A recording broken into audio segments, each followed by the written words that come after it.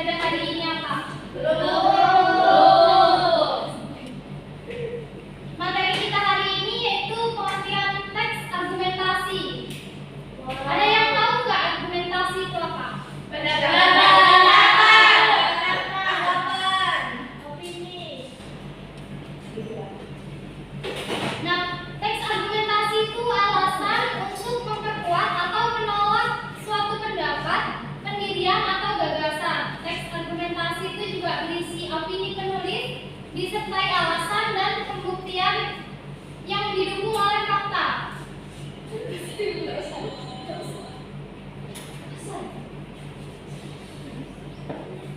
Dan teks argumentasi itu disampaikan secara logis dan objektif serta bertujuan untuk meyakinkan dan mempengaruhi pembaca. Yang selanjutnya itu ada struktur teks argumentasi. Ada yang tahu atau belum?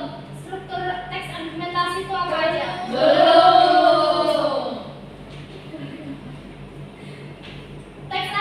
Struktur teks argumentasi itu yang pertama ada pendahuluan. Pendahuluan ini biasanya berisi argumen atau pendapat yang akan disampaikan dan menunjukkan dasar dari sebuah argumentasi yang akan disampaikan oleh penulis. Nah, yang kedua itu ada badan argumen. Badan argumen ini berisi usaha untuk membuktikan pendapat atau gagasan yang telah dituliskan pada bagian pendahuluan. Penjelasan dapat berupa alasan logis, fakta, atau data yang mendukung pendapat yang akan disampaikan. Nah, yang terakhir itu ada kesimpulan. Kesimpulan itu bertujuan untuk menunjukkan kepada para pembaca tentang gagasan yang diberikan sesuai dengan fakta atau kebenarannya. Teks argumentasi itu ada beberapa jenis. Yang pertama itu ada sebab akibat. Nah, sebab akibat dalam teks argumentasi ini berisi penjelasan mengenai masalah utama yang sedang dibahas, kemudian dilanjutkan dengan penjelasan mengenai dampak yang mungkin terjadi akibat masalah tersebut. Jenis yang selanjutnya itu ada akibat sebab. Berbeda dengan sebab akibat yang membahas dampak dari suatu peristiwa, jenis ini fokus pada dampak yang sudah pasti terjadi meskipun masalah atau peristiwa tersebut belum terjadi. Jenis yang selanjutnya itu ada argumentasi, persamaan, dan perbandingan. Ada yang udah tahu belum? Ya, persamaan dan perbandingan.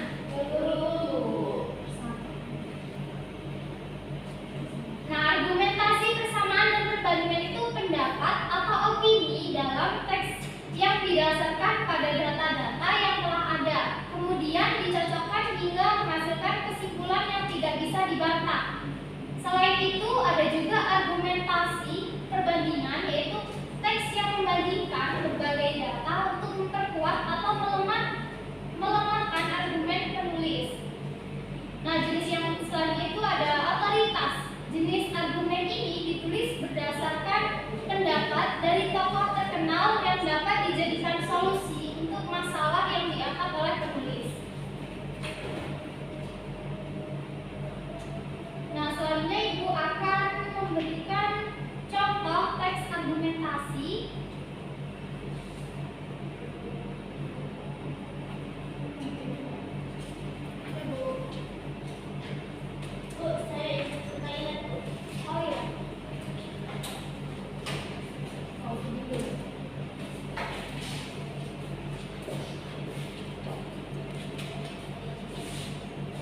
Ibu, kosongkan ini, Bu.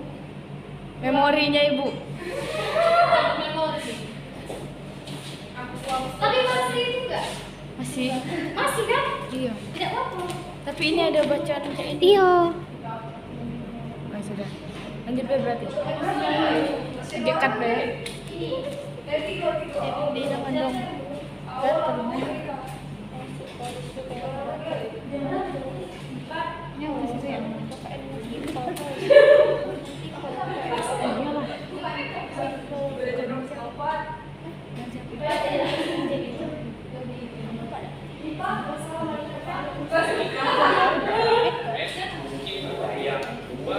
Yang sedang cekcok atau padahal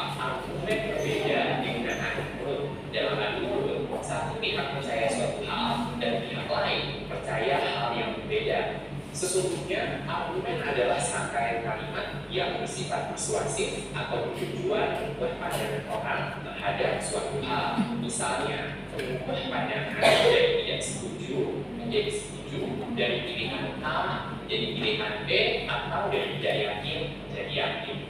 Yang membedakan argumen dari opini biasa adalah argumen harus terdiri dari beberapa kalimat. Ada kalimat yang menjadi kesimpulan dan ada satu atau beberapa kalimat yang dijadikan alasan atau dasar dari kesimpulan itu. Kalimat yang menjadi alasan atau dasar dinamakan juga premis. Oleh karena itu, opini seseorang tentang sebuah topik belum tentu dapat disebut sebagai argumen. Opini baru menjadi sebuah argumen jika memiliki premis-premis yang mendukung opini tersebut. Mari kita lihat contoh kasus berikut. Mereka berkata, menurut saya, solusi radikalisme adalah memperkuat pengawasan aparat terhadap masyarakat. Kemudian, dia menanggapi, saya tidak setuju. Menurut saya, solusi radikalisme adalah peningkatan kualitas pendidikan. Perbedaan pendapat antara Budi dan Mika tadi adalah adu mulut karena keduanya tidak menyampaikan alasan di balik opini masing-masing. Akan tetapi, jika Budi menambahkan satu kalimat sederhana sehingga pernyataannya menjadi solusi radikalisme adalah peningkatan kualitas pendidikan karena banyak kelompok radikal merekrut mereka yang berpendidikan rendah, maka pendapatnya dapat dikategorikan sebagai argumen. Jika bisa setuju atau tidak setuju dengan kalimat tersebut, namun itu adalah contoh suatu argumen. Salah satu ciri lain dari pernyataan yang dipandang umum adalah jika pernyataan tersebut tidak dapat diperdebatkan. Karena itu, hal-hal berikut tidak dapat disebut sebagai argumen. Pertama, fakta. Contohnya, air tidak memiliki warna, bau, maupun rasa. Kedua, deskripsi. Seperti, langit hari ini cerah dan tidak berawan. Dan yang terakhir, penjelasan. Misalnya, tumbuhan membuat udara menjadi sejuk di siang hari melalui proses fotosintesis yang menghasilkan oksigen. Masih ingat premis dan kesimpulan yang menuntut sebuah argumen? Proses menarik kesimpulan dari premis-premis disebut penalaran. Kita akan mempelajari dua jenis penalaran untuk menyusun argumen, yaitu penalaran deduktif dan penalaran induktif. Dalam penalaran deduktif, jika semua premis benar atau sesuai fakta, maka kesimpulan yang diambil pasti benar juga. Mari kita lihat contoh-contoh premis dan kesimpulan berikut. Semua murid yang mendapat nilai golongan 60 harus mengikuti remedial. Nilai Ridwan 45, nilai Santoso 30, dan nilai Emma 58. Kesimpulannya, Ridwan, Santoso, dan Emma harus mengikuti remedial.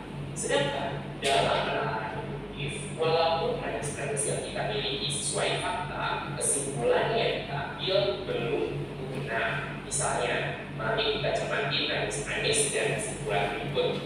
Dia sekolah di SMA 1001. Ia pandai matematika. Satria sekolah di SMA 1001. Ia pandai matematika. Dan Wawan sekolah di SMA 1001. Ia juga pandai matematika. Kesimpulannya, anak-anak yang bersekolah di SMA 1001 pandai matematika. Nah, kesimpulan ini belum tentu benar walaupun premis-premisnya sesuai fakta. Ini adalah contoh penalaran induktif. Berikut ringkasan perbedaan penalaran deduktif dan induktif.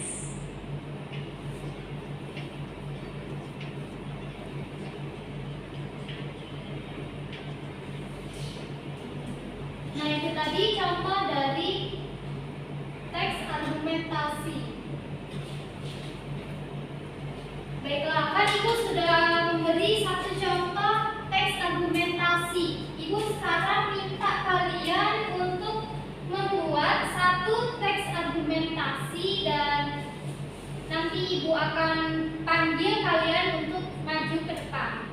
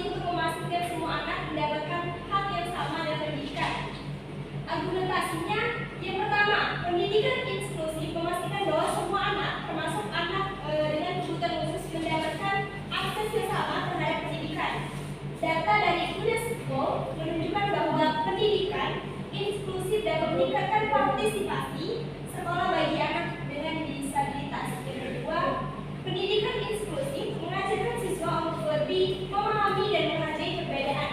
Penelitian dari National Center of Education Statistics menunjukkan bahwa pendidikan inklusif dapat meningkatkan rasa empati dan kerjasama di antara siswa. Jadi, kesimpulannya teman-teman, pendidikan inklusif penting untuk menciptakan lingkungan belajar yang adil dan menghargai perbedaan.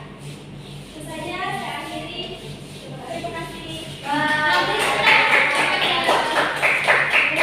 Sangat bagus sekali ya contoh teks argumentasi yang dibuat oleh Amanda tadi. Nah, berhubung waktu kita sudah mau habis, jadi Ibu akan mengakhiri untuk pelajaran pada hari ini. Apakah ada yang ditanyakan? Tidak. Nah, jika tidak ada, sekarang Ibu tutup ya. Ibu akhiri. Wassalamualaikum warahmatullahi wabarakatuh.